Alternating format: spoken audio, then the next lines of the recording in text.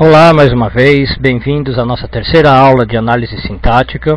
Hoje nós vamos falar de agente da passiva e vamos fazer uma revisão do que vimos até agora. Mas antes de mais nada, eu queria agradecer a todas as pessoas que escreveram para mim, que me mandaram um e-mail ou que deixaram os comentários no vídeo. O apoio de vocês é muito bom. Agradeço novamente a todos que me escreveram, tá? E lembre-se que sempre vocês estão com meu e-mail aí na tela, à disposição para qualquer dúvida, qualquer comentário, qualquer crítica que vocês possam ter. Ok? Então, hoje nós vamos dar continuidade à nossa análise sintática, nossas aulas de análise sintática, falando do agente da passiva, que é uma construção peculiar do português, uma construção também associada ao verbo. Na última aula a gente viu objeto direto, objeto indireto, adjunto adverbial, todos os termos ligados ao verbo. Aprendemos como reconhecê-los e também vimos como reconhecer a transitividade de um verbo, ok? E hoje a gente vai ver então o agente da passiva, que também é um termo associado ao verbo, só que é um termo super simples, é super fácil de reconhecer, tá? A gente só tem que tomar um cuidado, porque o agente da passiva pode confundir alguns alunos quanto à classificação, mas a gente vai ver que é super fácil de reconhecê-lo e não devemos ter maiores problemas com isso. Então vamos lá, vamos começar. A primeira dica para já reconhecer um agente da passiva de cara é que ele sempre vem acompanhado com a preposição por, tá? Então sempre que você vê uma frase com a preposição por, você já pode desconfiar que tem um agente da passiva. Na verdade, é a preposição por ou as suas variações, né? Pode ser o pelo, pode ser pela, pode ser pelos, pelas, né? Então quando eu tiver o por simples ou por conjugado, né, com os artigos ou a ou os as, eu já tenho uma pista aí para o agente da passiva, tá? E o que faz o agente da passiva? Ele indica o executor da ação do verbo.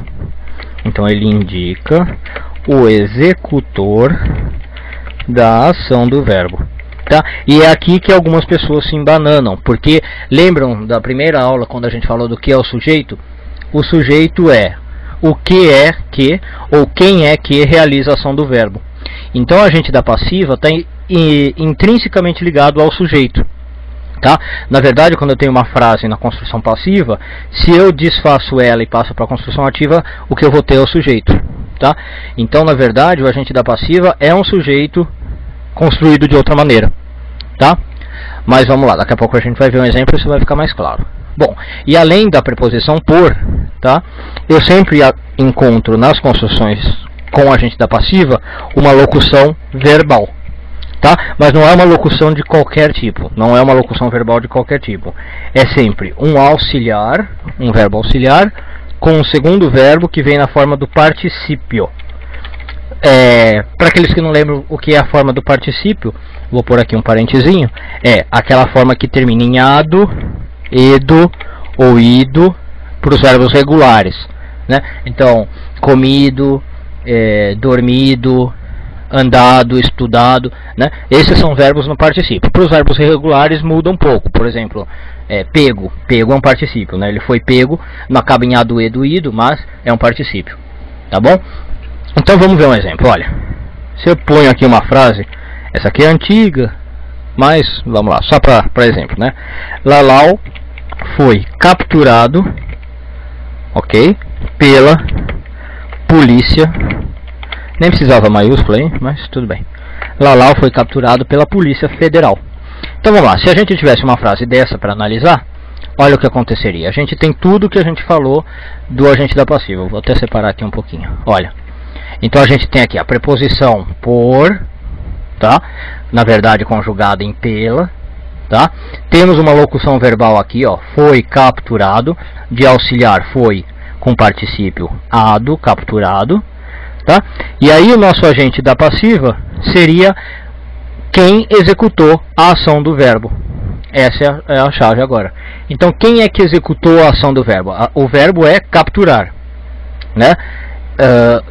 Quem executou essa ação de capturar foi a Polícia Federal, não foi Lalau, ok?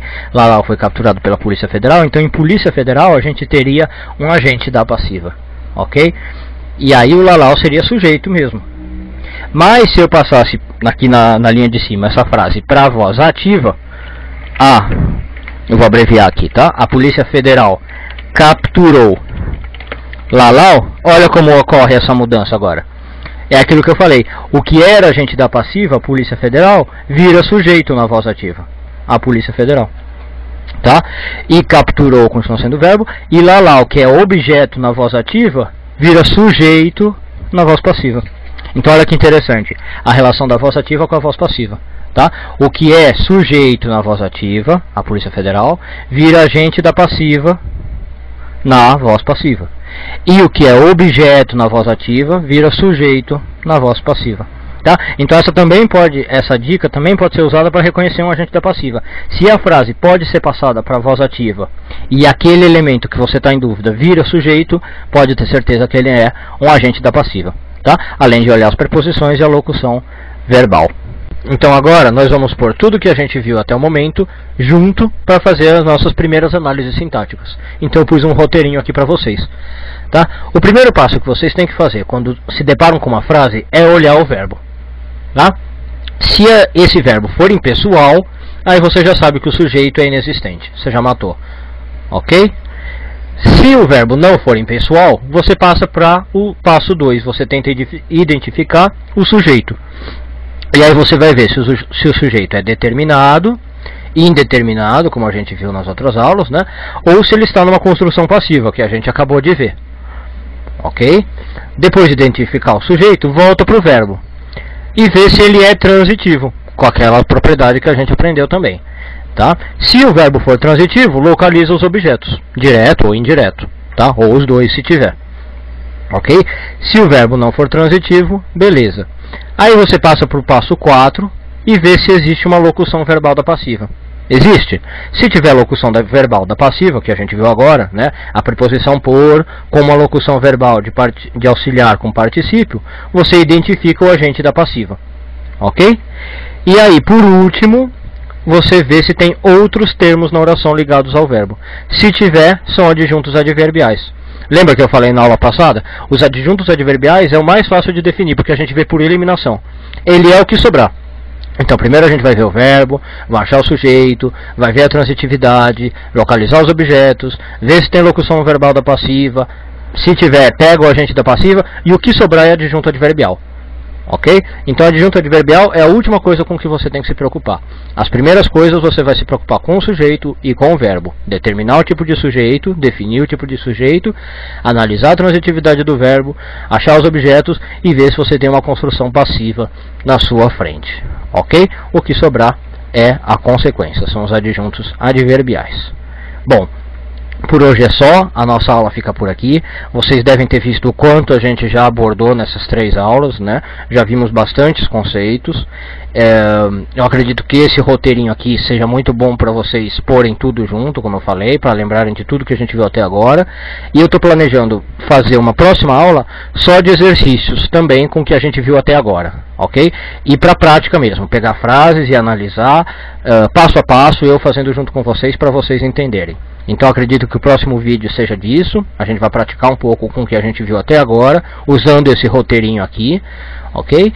E aí, a partir do outro vídeo, que vai ser o vídeo número 5, a gente vai começar a ver termos associados ao nome agora, tá? E a nossa análise sintática vai ficar um pouco mais robusta, um pouco mais elaborada, um pouco mais com cara de adulta, tá? Então, a partir do 5º vídeo, a gente começa a ver termos associados ao nome. Muito obrigado a todos, até a próxima.